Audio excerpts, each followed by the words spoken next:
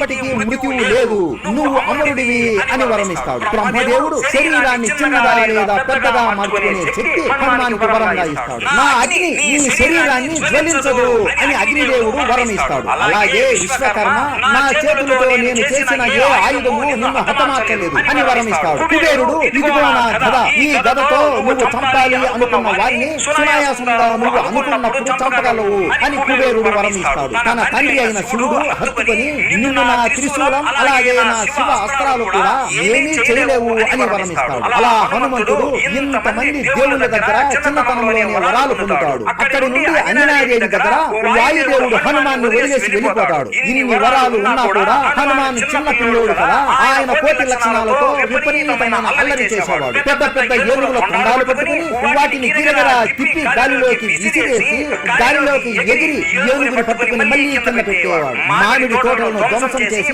పండ్లను తినేవాడు. కొండలని పగలగొట్టి బంతుల్లాగా ఆడుకునేవాడు. తపస్సు చేసుకుంటున్న మునుల వస్త్రాలను చింపడం, కమండలాలను పగలగొట్టడం, చిన్న చిన్న రాళ్లు వాళ్ళ మీద విసరడం, ఇలాంటి ఎన్నో అల్లరి పనులన్నీ చేసేవాడు. ఇలా రోజు రోజుకి హనుమాన్ అల్లరి పనులు చేస్తూనే ఉండటంతో విసిగిపోయిన మాధవముని హనుమాను కోపంగా చూసి చేతిలో నీళ్లు తీసుకుని ఇక నుండి నీకున్న శక్తులని నువ్వు మర్చిపోతావు.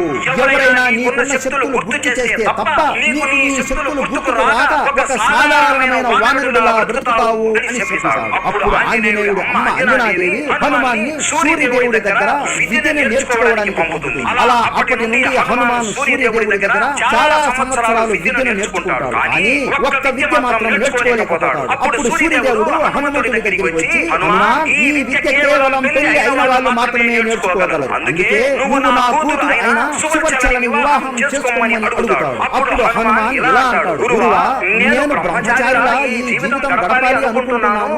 నా బ్రహ్మచర్యానికి భంగం కలగకుండా చేయండి అని అనగా అప్పుడు సూర్యదేవుడు సరే అని సువర్చలని ఇచ్చి వివాహం చేస్తాడు. కానీ వీళ్ళు ఎప్పుడు శృంగారంలో పాల్గొనలేదు. సువర్చల ఎప్పుడు ధ్యానం చేస్తూనే ఉండేది. అప్పుడు హనుమాన్ ఆ చివరి విద్యను కూడా సూర్యదేవుడి దగ్గర నుండి నేర్చుకునేస్తాడు. అలా అన్ని విద్యలు నేర్చుకున్న తరువాత గురుదక్షిణ ఏం కావాలి గురువా అని అడగగా, నా కొడుకు అయిన సుగ్రీవుడికి మంత్రిగా ఉంటూ అతనిని కాపాడు, ఆ తరువాత నీకు కావాల్సింది నువ్వు వెతుక్కుంటూ